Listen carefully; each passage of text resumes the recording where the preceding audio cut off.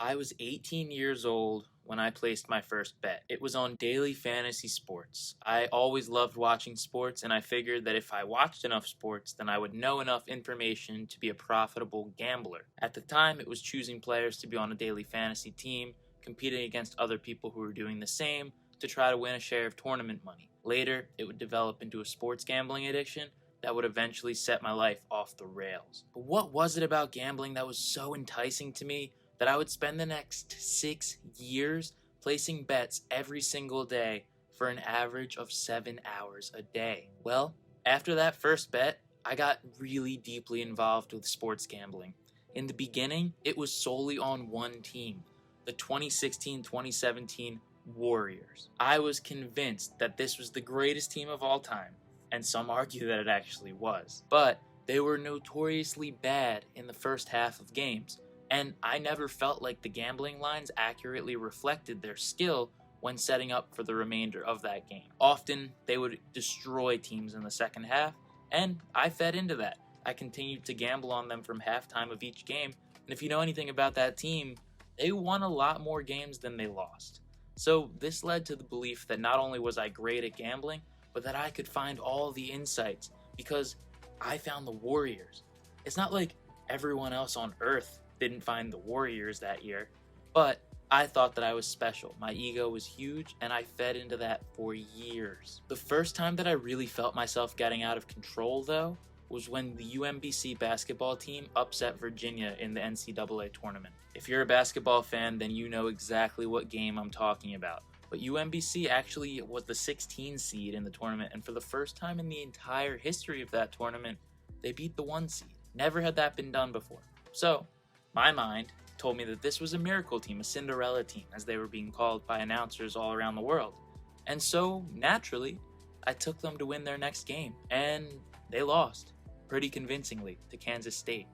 But I had taken my entire balance at the time and put it on that game, because I was that confident that it was a Cinderella story. Unlike a Hollywood script, this didn't go as planned, and I ended up losing big. That was the first time where I really stopped and said, hey, that was too much money that you put on that game. Why did you do that? Well, my gut told me to do it. And that feeling is something that I'd wrestle with for the next 6 years. As the numbers started getting bigger, I needed to bet faster to cover my losses. I thought gambling was the best way to make money. I moved on to casino games, and then things really started to get bad. But how could I be so foolish? Why did I think gambling was a great way to make money? Well, when you're 18 and you get paid $8.38 an hour to work, that few $100s that you could win on a bet seems equivalent to striking gold because of the speed that it came in at. I became addicted to that speed and addicted to the action.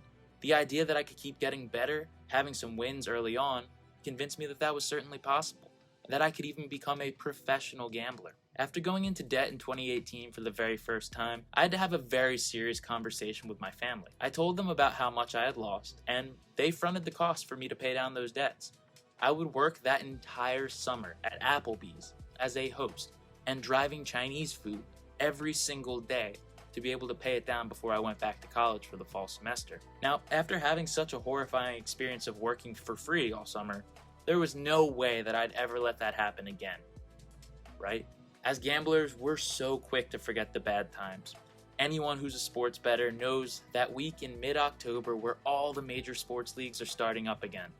In fact, it's happening right now. From the moment you wake up until the moment you go to sleep, you have high-quality games to gamble on. Whether it's soccer, hockey, football, baseball, basketball, it's all on at the same time. But because of the fact that this is starting up now, I want to take a quick aside to the story and tell you that if you're struggling with a gambling problem, you are not alone, and help is out there. Smash that subscribe button if you're finding pieces of your own experience in my story so far, and check out the description of this video for a link to a free PDF filled with resources to help you to get into recovery for a gambling problem if you would like to quit. I kept on gambling every single day, regardless of if there was class, work, or a party to attend. The number of days that I called out sick during college because I was either gambling or being depressed over gambling losses was honestly laughable. Even when I was present, I wasn't actually present in the moment, if that makes sense. I was always thinking about gambling, or where to get money to keep gambling. I had friendships and relationships all throughout college. But right now, I don't talk to a single person that I met there. Now, not everyone was a great person, but there certainly were some people that I met that I left behind in favor of spinning a slot or sweating out a sports bet. I let 6 years flash by without even living because I was chasing after something that I didn't even need. I didn't need to get rich from gambling, but I told myself that to keep going. I had everything I needed, but I always wanted more. Gambling addiction is the disease of never being satisfied. But how many times did I need to go into significant debt before I was actually willing to consider that gambling was not a viable way to generate income? 6 times over 6 years. The day that I finally realized that something had to change to get a different outcome in my life was when I went to Parks Casino. After living in Philadelphia for a while, I realized that I had never actually self-excluded in the state of Pennsylvania. I had excluded in New Jersey, but when I moved there, I never actually followed suit in that state. And so once I realized that, it took about a week of watching sports pretty regularly with my roommates before I got tempted enough to go back and actually place a bet. It was when the Phillies were in the World Series last year, so it was in early November, and I decided that I was going to place a big bet for them to win. And they did. However, that night, leading into the next day, I felt such an intense guilt because I was previously in support group meetings and I was trying to quit, that I wanted to get that money out as fast as possible, lock it up again, and do the self-exclusions. But what they don't tell you when you're trying to withdraw from a sports book is that a lot of the times the money takes a bit of time to process. And I wasn't able to withdraw that money for the next 48 hours, during which you could cancel the request at any time. So I had a brilliant idea, so I thought at the time, which was to go to the casino and pick it up at the cage at the cashier's desk. But when I got there to do that, they told me the same thing. It still had to process through and it would take about 24 hours to get it at the cage. I had just taken an Uber for about 30 minutes, spent a good amount of money. I was already a little bit drunk that afternoon, and I made the brilliant decision to say, well, I already gambled, right?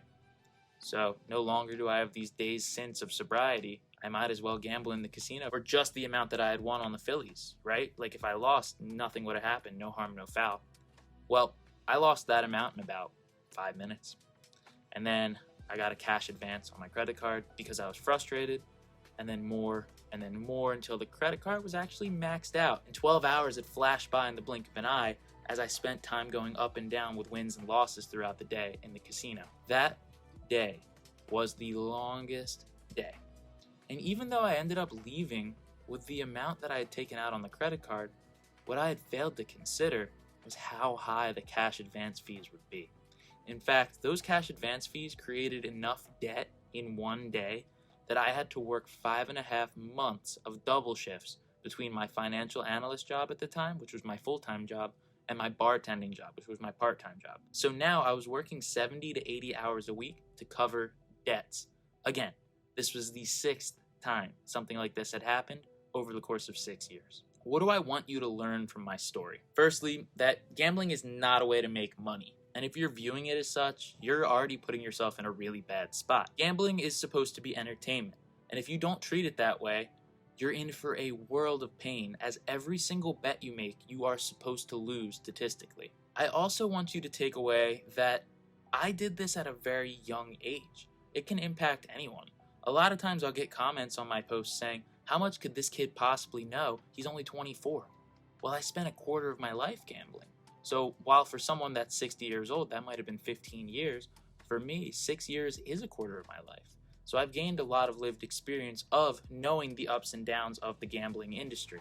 And if you keep going, I can tell you with complete confidence that you're in for a lot of suffering. Because again, the house always wins. And if we're not seeing it as entertainment, if we are seeing it as a way to make money, we're going to end up very disappointed. And for me, I linked my entire meaning, my entire sense of self-worth to gambling. And when I started to lose, I felt bad about myself. I had low self-esteem. I had low confidence. I was depressed because I had failed at what I was passionate about. You don't have control over the result when it comes to gambling. Don't trick yourself into thinking that you do. And if you feel like you're taking it too far, you probably are. No one would have those thoughts unless they were actually struggling. Thank you for listening to my story about my gambling addiction. I wasted 6 years of my life chasing after something that I didn't need. And the entire reason that I create this content is to help you to avoid making the same mistakes. I know that you can live a happier life. I'm living one myself. You can live a healthier life. I'm doing that too. And you can leave the chaos of gambling behind if you want to quit. All of that is going to happen one day at a time.